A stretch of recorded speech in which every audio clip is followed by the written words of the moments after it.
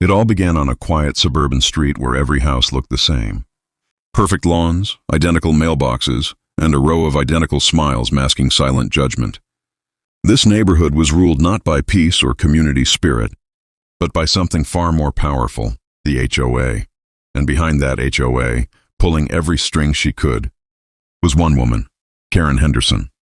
Karen was the kind of neighbor everyone pretended to like but secretly avoided. Her house was immaculate, her hedges trimmed to a military standard, and her clipboard never left her side. She saw herself as the guardian of the neighborhood's standards, but to everyone else, she was the self-appointed sheriff of suburbia. Then came the new homeowner, Mark, a quiet, friendly man in his 30s who'd just moved in from out of state. He wasn't the type to cause trouble. He worked long hours, kept his yard neat, and minded his own business. But one weekend, everything changed over something so small, so harmless, that no one could have imagined what it would cause. It was a garden gnome. Mark had picked it up at a local craft fair. A simple ceramic gnome with a red hat, a mischievous smile, and a small lantern that glowed faintly at night. To him, it was a piece of whimsy, a little character to brighten his otherwise plain garden. He placed it near the walkway, under a small maple tree, and thought nothing of it. But to Karen, it was a declaration of war. The next morning, Mark noticed something unusual. A small pink notice was taped to his door. It was a friendly HOA reminder, written in neat, printed letters. It warned that unapproved decorative items were not permitted on lawns without prior HOA approval. At the bottom, signed neatly in blue ink, was Karen's name. At first, Mark brushed it off. Surely this was just a misunderstanding. Who could possibly care about a single lawn gnome?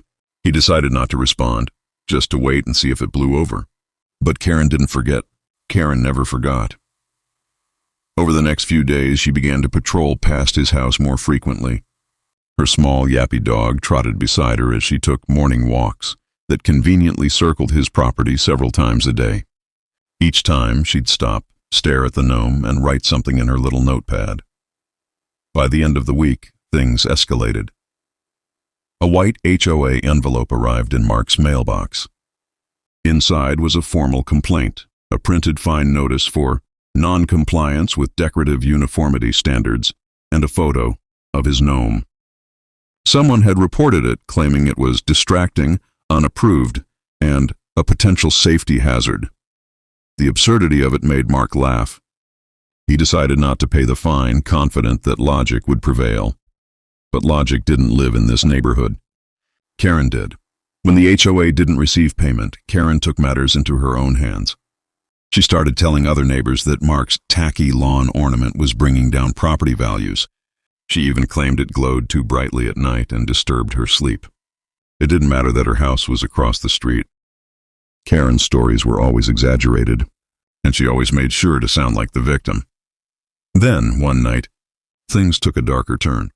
Mark was sitting on his porch, enjoying the evening air, when flashing red and blue lights appeared down the street. At first he thought it was just traffic, but then the police car stopped, in front of his house. Two officers stepped out, their expressions confused but professional. They told him they'd received a complaint about a suspicious light in his yard and a possible surveillance device. It didn't take long for them to realize what it was, the gnome's tiny solar lantern. The officers were polite, almost embarrassed. They told Mark they had to check because the complaint had come from a resident who insisted there was something illegal hidden in the gnome.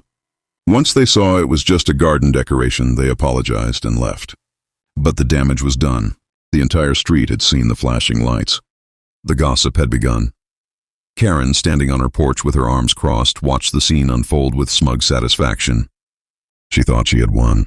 She thought she'd humiliated him enough to make him take it down. But she didn't know that this incident was about to turn everything against her. Because that police visit, innocent as it seemed, would soon lead to a discovery that would shake the neighborhood's perfect image to its core. It started with one neighbor asking a simple question. Why did Karen care so much about that gnome? The more people thought about it, the stranger her obsession seemed. And when one curious neighbor looked a little too closely at Karen's own property, they found something she definitely didn't want anyone to see. A secret buried just behind her flawless white fence. And that secret was about to come out. The morning after the police incident, the entire neighborhood buzzed with whispers. The sight of flashing lights had broken the illusion of peace that the HOA loved to project. Everyone wanted to know what happened. Everyone wanted details. And Karen, ever the storyteller, made sure to provide them. By sunrise, she had already rewritten the narrative. According to her, the police had found unauthorized electronic equipment on Mark's property. She told anyone who would listen that the Gnome had a hidden camera in it. She claimed Mark had been filming the neighbors. It didn't matter that none of it was true. She said it with enough confidence to make people wonder. But not everyone believed her. A few neighbors had seen the officers laughing before they left. Others had noticed how red-faced Karen had been when they drove away. Still, she strutted around the street like a hero who had saved the community from some invisible threat. She loved the attention, the power, the way people leaned in when she spoke. Mark, meanwhile, stayed quiet. He decided not to fight back, not yet. He cleaned his yard, went to work, and pretended not to hear the rumors. But behind that calm silence, he was watching. He was patient. And most importantly, he had started gathering information. It began when he checked the HOA bylaws himself. The rules Karen kept quoting didn't exist the way she claimed. Decorative items were permitted as long as they were under a certain size, not flashing, and placed within the property line. His Gnome met all those conditions. So why had he been fined? He soon realized something was off. Karen wasn't just enforcing the rules, she was rewriting them. When he compared the digital HOA rulebook on the website to the printed one in his welcome packet, there were differences. Small ones, subtle edits that only someone with administrative access could make. And who had that access? Karen, of course. She wasn't officially on the HOA board, but she had special privileges because she chaired the beautification committee, a title she had invented herself. The deeper Mark dug, the clearer the pattern became. Karen had been using her influence for years to target anyone she didn't like. Her reports always led to fines, her complaints always escalated to enforcement, and somehow, no one ever questioned her authority. Until now. Meanwhile, across the street, Karen was preoccupied with maintaining her perfect image. Her garden was immaculate, her lawn manicured to perfection, and her white picket fence gleamed in the sunlight. But there was one area of her property no one ever saw, the side yard behind that fence. She never allowed landscapers near it, never let HOA inspectors inside, and always made excuses when anyone asked about it. That was where her secret lived. It started as a rumor. A teenager walking his dog one evening had heard a strange humming sound coming from behind Karen's fence. Another neighbor said she saw flickering lights through the cracks late at night. People speculated. Maybe she had a generator, maybe an illegal shed, maybe something worse. No one knew for sure, but one person decided to find out. Her name was Sandra, a longtime resident who lived 2 houses down. She was known for her curiosity and for always siding with the truth. Sandra had seen how unfairly Karen treated others over the years, and the way she targeted Mark was the last straw. So one afternoon, while walking her dog, she slowed down near Karen's fence and took a closer look. That's when she noticed something strange. Behind the slats, there were cables running along the ground, thick, black cables leading into a structure that didn't appear on the neighborhood plans. She also caught a faint smell, something chemical like paint or fuel. Whatever Karen was hiding, it wasn't part of any beautification project. Sandra didn't say anything immediately. She snapped a quick photo, just enough to show the wiring, and sent it anonymously to the HOA board with a short message. You might want to inspect Karen Henderson's property. Possible unapproved structure. Within a day, everything started unraveling. The HOA president, a cautious man named Tom, received the message and decided to do a quiet inspection. He knew Karen well, too well, and had long suspected she overstepped her authority. So he arrived unannounced one afternoon, clipboard in hand, smiling politely as always. Karen wasn't home, but her side gate was unlocked. He stepped in to take a look, expecting maybe a garden shed. What he found was something far worse. Behind the fence was a small makeshift workshop.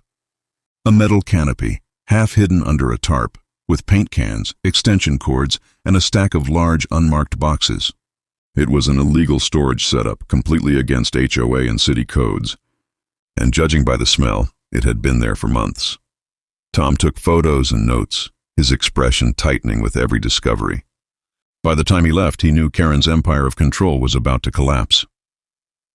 Word spread quickly once the board confronted her.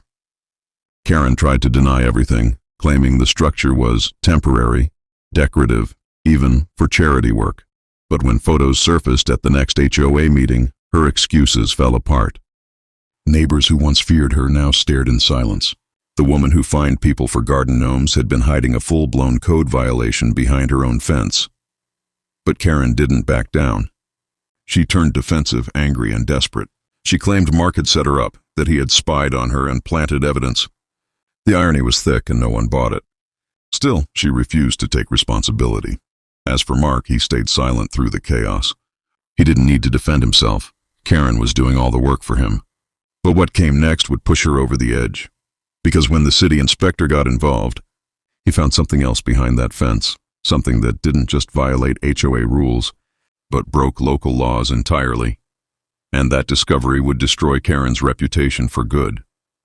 By the time the city inspector arrived, the neighborhood's mask of civility had completely cracked. The HOA could no longer pretend everything was fine. Too many people had seen the photos. Too many whispers had spread. The woman who once ruled the street with her clipboard and her smug smile was now the center of a growing scandal.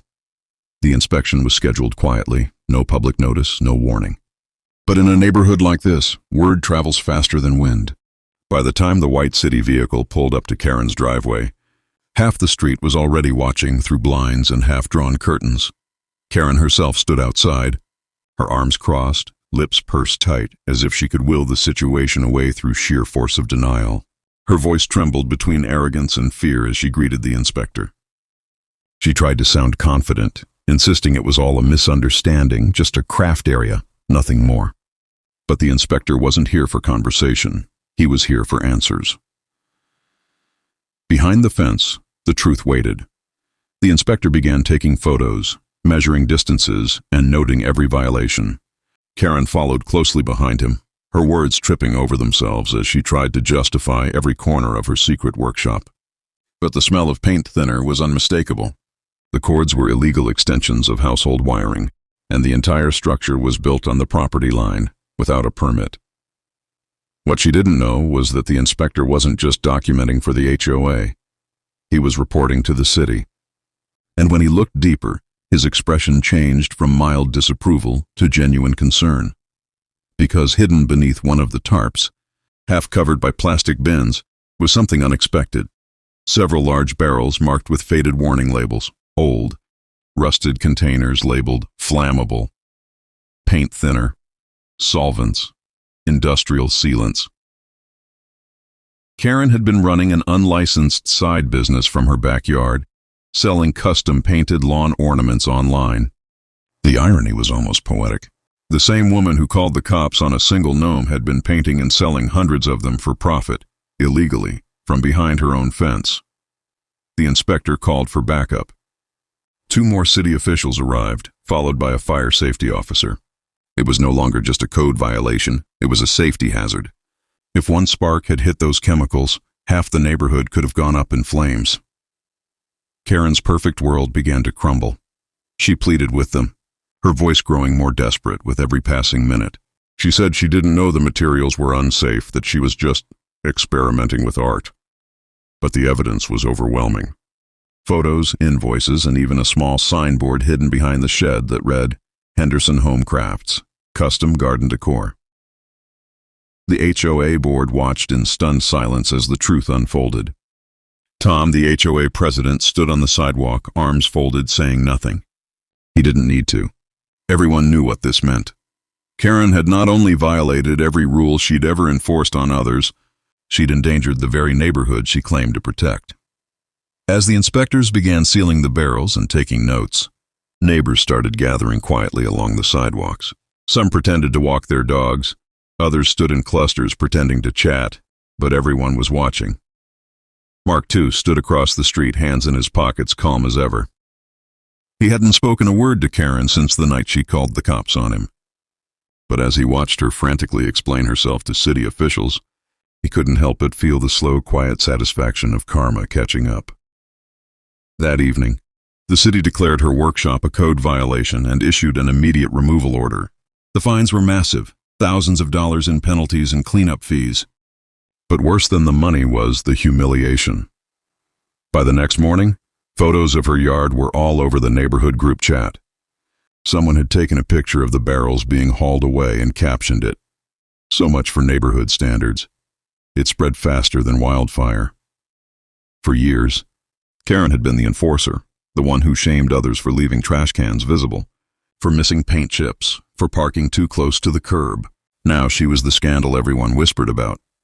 But while most neighbors were content to laugh privately, Mark wasn't done yet, because even after everything that happened, Karen refused to apologize. Instead, she doubled down. She claimed she was the victim of a coordinated smear campaign, that someone had planted the barrels to destroy her reputation. And when her story started to fall apart, she pointed the finger directly at Mark. She sent angry emails to the HOA board, accusing him of stalking her property and sabotaging her workshop. She even claimed he'd trespassed and taken photos, though there was no evidence to support it. But Mark had been careful, very careful. He had documented every interaction, saved every notice, every fine, every photo of her walking by his property with that little notepad. And he wasn't alone anymore. The neighbors she'd alienated for years had his back now. They began sharing their own stories. Every false complaint, every petty fine, every time Karen had crossed the line, it became a flood of testimony. The deep HOA had no choice but to open a formal review of her conduct. And that's when things truly spiraled, out of Karen's control. At the next HOA meeting, attendance was at an all-time high. People who hadn't shown up in years filled the folding chairs, waiting to watch what everyone knew was coming.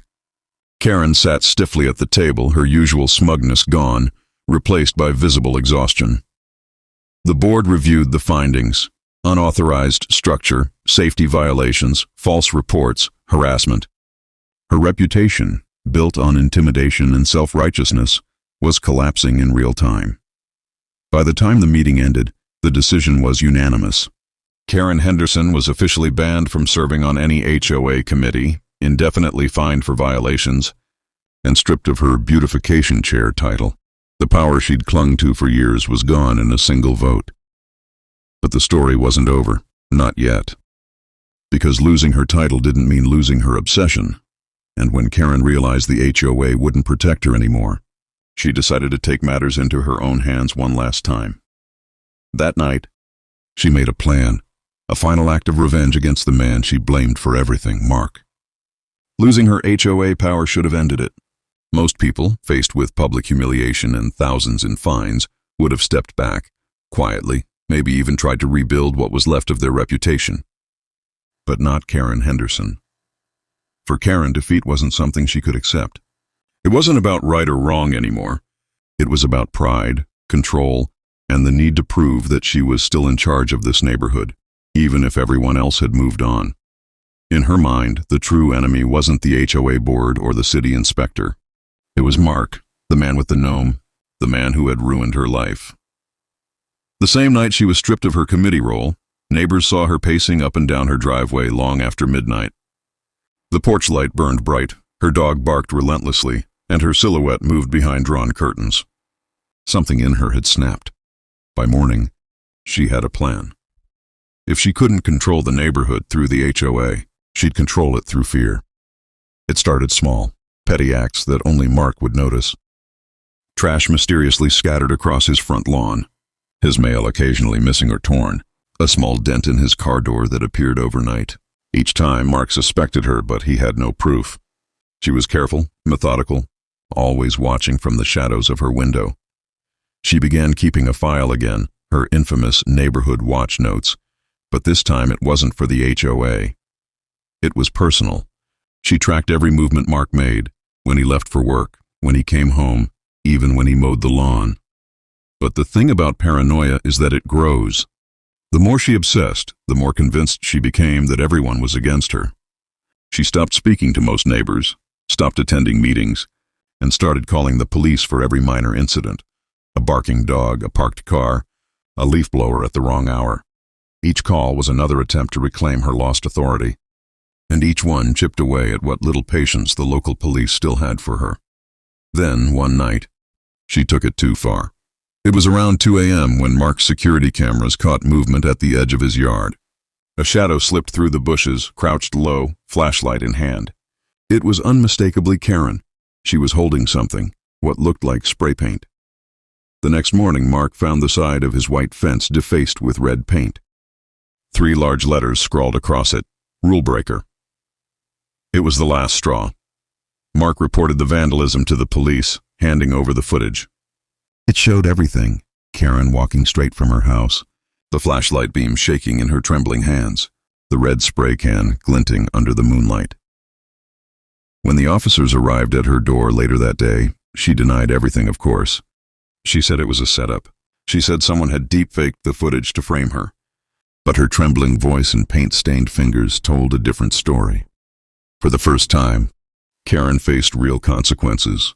The HOA board, already exhausted by her antics, issued a formal ban on her attendance at meetings. The city added another fine for property vandalism, and the police filed a misdemeanor report for trespassing and malicious mischief. It should have ended there. But again, Karen couldn't let it go. She became consumed by the idea that Mark was manipulating the neighborhood against her. She believed he had hacked her emails, tapped her phone, even convinced the HOA president to conspire with him. Her paranoia deepened into something darker. Neighbors began to notice her decline. The woman who once prided herself on appearances now left her lawn untrimmed, her paint peeling, her garden overgrown. The once pristine Henderson home became an eyesore, the very thing she used to fine others for. She started yelling at people who passed by, muttering about betrayal and revenge. Kids whispered about the crazy lady on the corner. Even her husband, long silent during her reign of control, quietly packed his bags and left one afternoon, unable to live under the weight of her obsession anymore. That was when Mark decided to step in, not out of malice, but for closure. He reached out to the HOA board in the city, submitting his final statement, asking them to leave Karen alone. He didn't want more punishment. He just wanted peace. But peace was something Karen could no longer comprehend. The same week his request went through, she staged one last desperate act. In a fit of rage, she tried to move the illegal shed, the same one that had caused all her downfall, on her own. Neighbors watched in disbelief as she struggled with a power tool, trying to dismantle the structure piece by piece. She didn't realize she was cutting through live electrical cords. The flash was blinding, the sound deafening. The small explosion set part of her fence on fire. By the time the fire department arrived, smoke billowed into the night sky. Thankfully, no one was hurt, but her backyard was reduced to charred debris. The fire was officially ruled an accident, but everyone knew the truth. It was the final consequence of years of control, obsession, and pride. For the first time, the neighborhood didn't gossip. They pitied her. The woman who had once terrorized them now sat alone on her blackened porch, staring into the ashes of the empire she'd built for herself.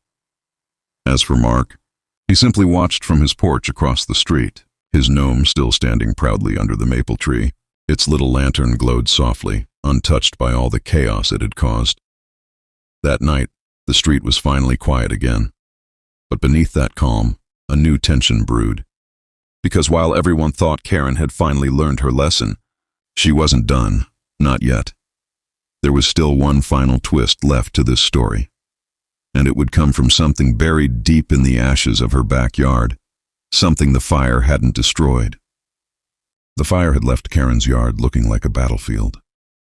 Charred fence posts, melted tarps, blackened grass, and the twisted remains of her illegal shed sat in silent ruin. The neighborhood, once terrified of her, now watched with uneasy sympathy. For the first time in years, Karen wasn't the enforcer or the villain. She was a broken figure sitting alone among the wreckage of her own making. In the days that followed, city cleanup crews came and went. They collected the debris, inspected for chemical residue, and documented the damage for insurance. Karen hardly left her porch. Her once pristine home, once the symbol of neighborhood control, was now surrounded by yellow caution tape. The HOA board remained silent. There were no fines, no notices, no smug reminders about property values, It was as if everyone collectively agreed that she'd punished herself enough. But sometimes, the end of a fire isn't truly the end. Sometimes the ashes still hide secrets. 3 days after the cleanup began, one of the city workers found something buried beneath a layer of scorched wood and melted plastic. At first he thought it was debris, another burned container. But when he brushed off the soot, he realized it was a sealed metal box, about the size of a toolbox, heavy and locked tight. He set it aside for inspection. The city's policy required all hazardous materials to be checked before disposal, especially after a chemical fire. When the box was opened later that afternoon, no one expected what was inside. It wasn't paint or solvents. It wasn't tools or electrical equipment. It was paperwork, stacks of printed documents, photos, and handwritten notes, all carefully organized, all labeled. The labels read like chapters in a twisted story. Violations 2018, suspects 2019, HOA incidents 2020. It was Karen's secret archive, years of reports, complaints, and photographs of her neighbors' homes, most taken without their knowledge. She had documented every cracked driveway, every slightly faded shutter, every unmowed lawn. There were even pictures of backyards, children playing, and pets in windows. The worst part? Some of the files had detailed notes about people's private lives, information no one had shared publicly.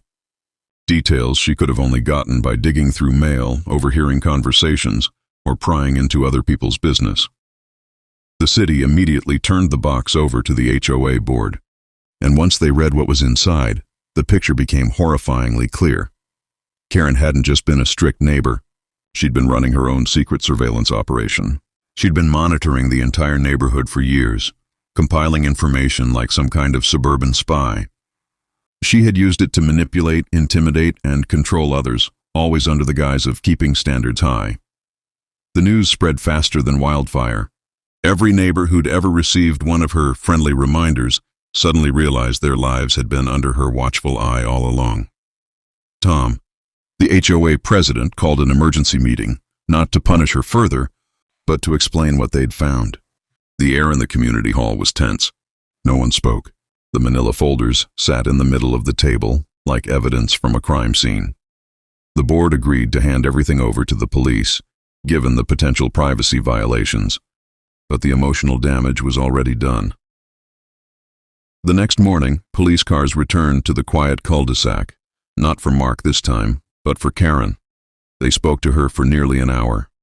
She wasn't arrested, but she was issued a citation for illegal surveillance and data misuse under local privacy laws. For Karen, it was the final humiliation. She had gone from queen of the HOA to neighborhood pariah, from enforcer of order to symbol of obsession gone too far. And yet, even then, she couldn't admit she was wrong. She told anyone who would listen that her files were for the good of the community, that she had only been documenting issues to keep property values high. But her words carried no weight anymore. The community she'd once ruled with fear now looked at her with quiet disgust and a little pity. Her house became a landmark of irony. People whispered as they walked past. The same woman who once demanded uniform perfection now lived behind a scorched fence, her yard overgrown, her mailbox tilted, her reputation in ashes. And across the street, Mark watched it all unfold quietly. He never gloated. He didn't need to. The truth had spoken louder than any revenge he could have imagined. The same gnome that started it all still stood proudly in his yard, its little lantern glowing softly at night.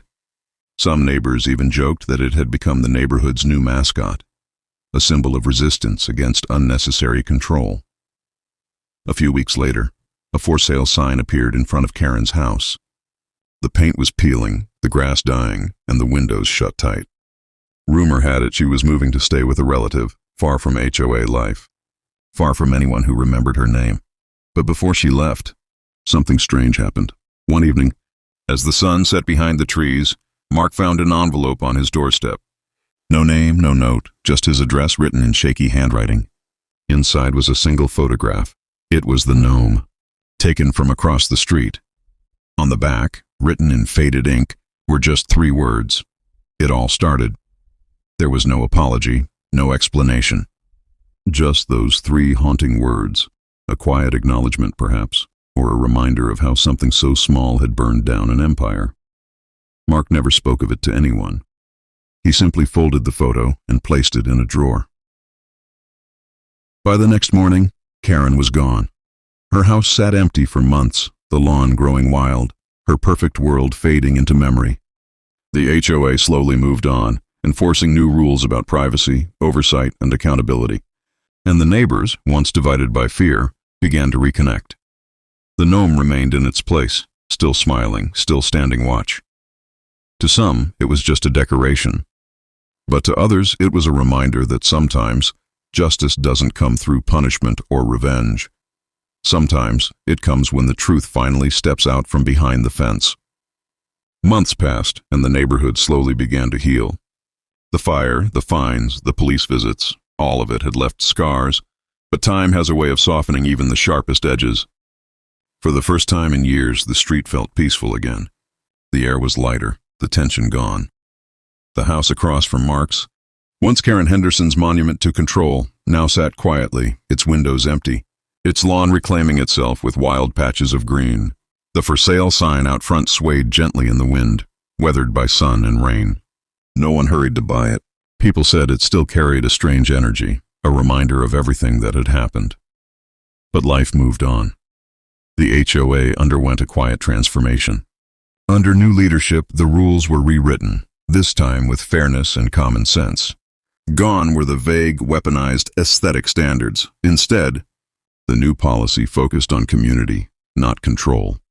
The neighborhood potlucks returned. Families started chatting again on evening walks, and laughter echoed down the street where once only the sound of Karen's complaints had filled the air. As for Mark, he became something of a local legend. The man who stood up to the HOA, the man who survived Karen Henderson, the man whose tiny garden gnome had sparked a revolution. But Mark didn't see himself as a hero. He just saw himself as someone who refused to be bullied. The gnome stayed where it had always been, under the maple tree, lantern glowing softly at night. Over time, others began to add their own little touches. One neighbor placed a small fairy beside it. Another added a tiny frog statue. What began as a symbol of defiance quietly became a symbol of unity. Even the HOA board, once humorless and rigid, embraced it. At the next community meeting, they officially passed the Gnome Clause, a tongue-in-cheek amendment stating that tasteful personal decorations were part of what made a neighborhood feel like home. The rule was met with laughter and applause. But beneath that laughter, everyone understood what it truly meant. It was a declaration, an end to fear, an end to pettiness, and a reminder that control has no place where community thrives. Still, Karen's shadow lingered, faint but unforgotten. Her story became a kind of neighborhood folklore, told to newcomers as a cautionary tale about pride, power, and obsession. They said she'd moved several towns away, into an apartment complex with no HOA, living quietly, keeping to herself. Some said she worked part-time at a local craft store. Others said she'd started a blog about neighborhood ethics, though few ever found it. Whatever the truth was, she was gone, and the street was better for it. One quiet evening, long after the drama had faded, Mark sat on his porch, watching the sunset cast golden light across the street.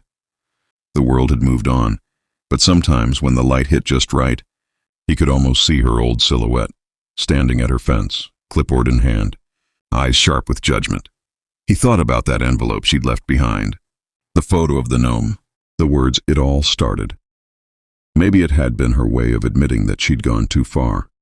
Or maybe it was her way of reminding him that she was part of the story too, that every villain, in their own mind, believes they're the hero. Either way, he felt something he hadn't expected to feel. Not anger, not satisfaction, but closure. He stood, walked to the edge of his yard, and looked down at the little ceramic figure that had caused so much chaos. Its paint was chipped now, the red hat slightly faded, but the lantern still worked, powered by the small solar cell that soaked up daylight and glowed each night without fail. It didn't look like much, but somehow, it had changed everything. Across the street, new owners had finally moved into Karen's old house. A young couple, friendly and optimistic, waving at everyone they met. On their first day, they introduced themselves to every neighbor, including Mark. When they asked about the burned patch of earth behind their fence, Mark simply smiled and said, "That's a long story. You'll hear about it soon enough." The couple laughed, unaware of the history buried beneath their backyard. And maybe that was for the best. Some stories are meant to fade, leaving only lessons behind. That night, the neighborhood lights flickered on one by one. The air was still, calm, and peaceful. Mark sat back on his porch, the faint sound of children playing somewhere down the street. For the first time in years, he felt like he was exactly where he belonged. And as darkness settled in, the little gnome's lantern began to glow once more, steady, warm, and bright. A symbol of small rebellions, a reminder of resilience, and proof that sometimes the smallest things can stand against the biggest bullies. Because in the end, it wasn't just about a lawn ornament or an HOA fine. It was about a neighborhood that found its voice, and a man who refused to let one person's bitterness steal his peace. And so, under the soft light of that tiny lantern, the story came full circle. The gnome that once caused chaos now stood as a quiet guardian of harmony, a little ceramic figure that had seen it all and somehow survived it all.